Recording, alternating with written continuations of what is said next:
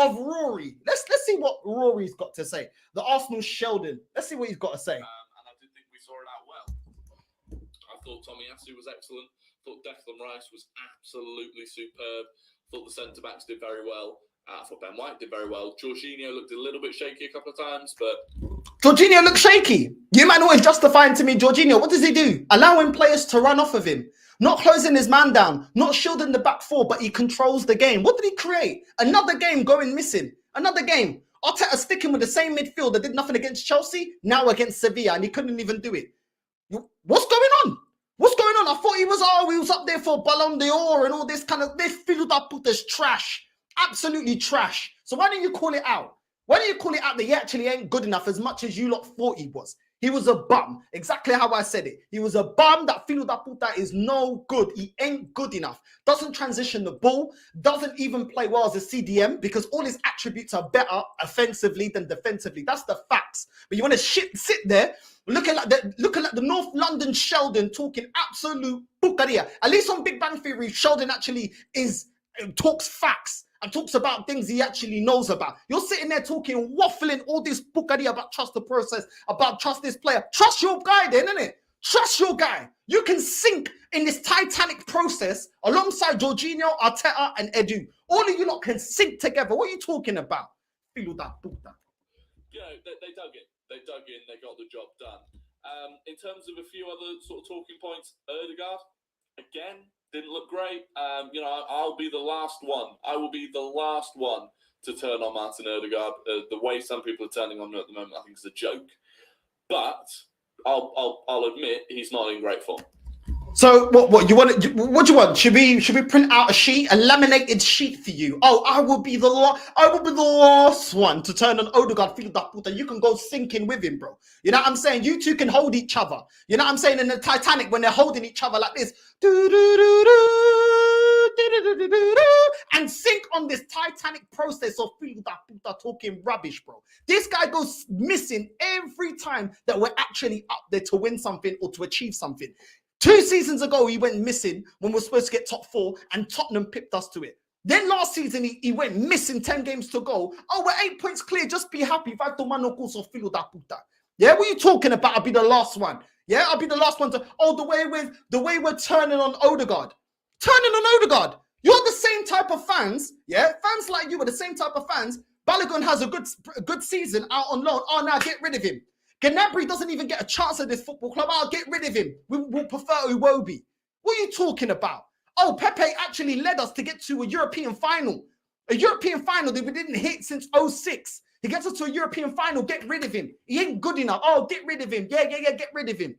Get rid of him. What are you talking about? Aubameyang. I remember when Aubameyang was performing at this football club when we were in a shambles. He was the only one scoring. Yeah? And then when Arteta came in and then didn't fancy him no more, oh yeah, get rid of Aubameyang. Talking about turning on players. You man turn on players as soon as it doesn't fit the narrative. How many times is Filo da Puta and all the rest that think just like him turned on Tierney? You made a song about him. As soon as you got Zinchenko, the new toy, like it's Toys R Us, oh, get rid of Tierney. Get rid of Tierney. And now Tomiyasu's showing up Zinchenko. Oh no, you know what? Maybe the secret plan is Tommy. I thought Zinchenko was pivotal to the way that we play football. Man want to be selective on the players that they want to defend. What are you talking about? Não tô aqui para nenhuma porcaria. Não tô aqui para tolerar nenhuma merda, pá. Yeah? Fala direito ou não fala. Não fala. Porque você só fala merda. Sempre que eu estás a falar, tá a falar merda. Yeah? Porque tens amigos que estão aqui na internet. Tem amigos aqui. Olha o meu Snap. Olha, eu estou aí no Snap. Olha, eu estou aí no Instagram. Olha o meu rede social. Olha, o meu rede social está a bater. Vai tomar no cu, filho da puta. What are you talking about? You man turned on all those players, easily named 5-6 players. Man turned on. But when it's Odegaard, that whole flipping captain armband thing all protects him. Fuck off, man. Do what's best for this football club. And stop being selective on the players that you want to judge and the players you don't want to judge. What are you talking about? I'm not hearing it, bruv. You know what I'm saying? Oh, I'm not going to turn on Odegaard. Like, you're going to get... What do you want? Do you want a medal or something? I got a plastic medal round there. I'll be the last. Bro, you're going to be the last one to get the last cooking in the end of the season, filo da puta. Yeah? Story of Rory. You know what I'm saying? You're getting cooked, bro. And the way Pusha T cooked Drake. What are you talking about? Talking nonsense, bro. Wasn't his best game again. A couple of times, again, he got balls in positions where Odegaard, even last season, I just don't think would take the shot on. You know, there was one on his right foot, 3 people in front of him, and he took a shot, and you think that's not normal Martin Odegaard. It's not normal Martin Odegaard. What do you mean? What's he ever led us to? When is it that we're under the cosh in a game and we're losing the midfield battle? When does this guy drag us through games? The way I've seen Gundogan drag Man City through games. Kevin De Bruyne drag them through games. What are you talking about? This is exactly what he does. When we come up against Sheffield United, he'll be sourcing and everything will be forgotten that he was missing against Lens. He was missing to make us win against Fulham. He was missing against Sevilla, missing against Chelsea. What are you talking about?